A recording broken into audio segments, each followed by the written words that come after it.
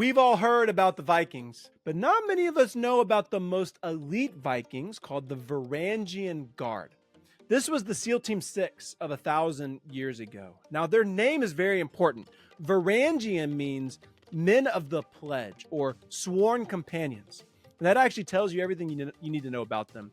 Not only were the Varangian Guard, they were the top fighters, they were also, and actually more importantly, famous for their loyalty. They didn't protect a ruler, but they protected the throne itself. Think about that for a second. They did not protect just a person, but the position.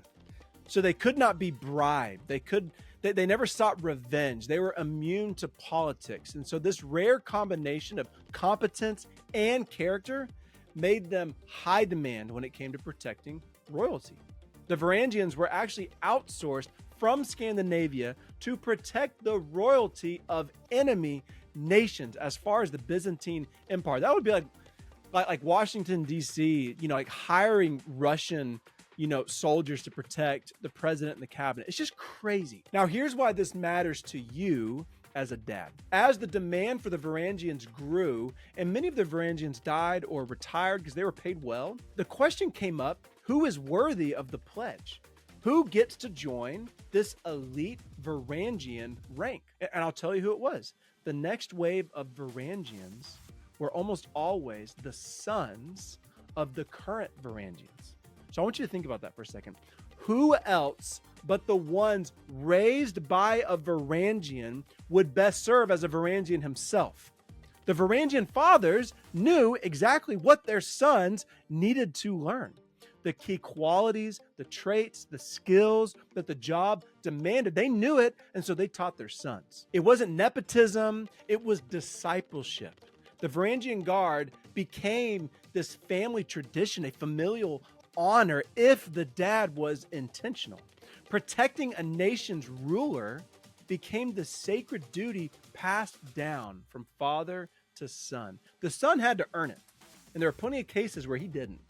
But he earned it because of the father's intentional training. This is your calling. This is my calling as a father, to disciple your son into elite status manhood. That demands two things, and it's overwhelming, but give me a second.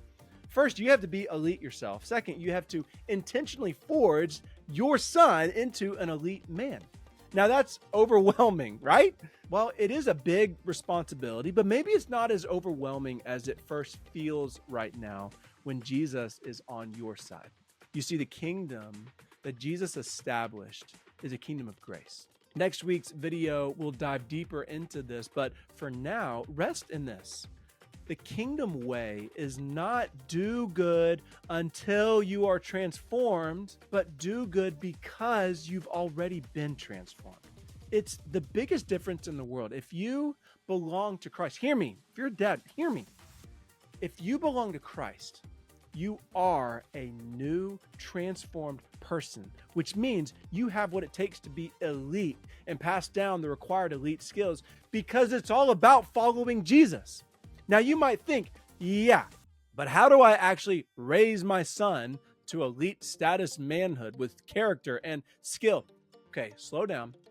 That's what these Fortifying Fridays are for. That's my job, to work hard, to lay out a long-term plan, piece by piece, to fortify your son's manhood brick by brick.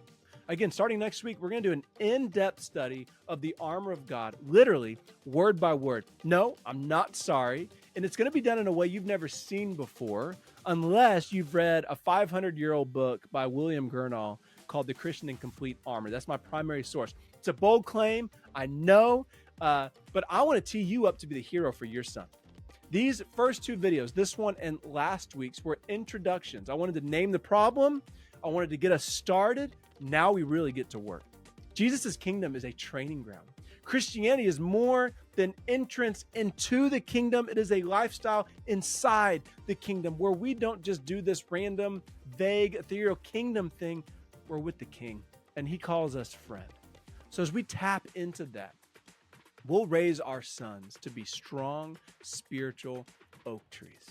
This is what the Varangian Guard was all about. This is where Jesus is leading us. As always, here's the discipleship debrief for the weekend to tee you up for a win. So first, what I want you to do is, again, this weekend or whenever you can manage it, share a story from your own life with your son about a time you felt elite and a time you didn't feel elite.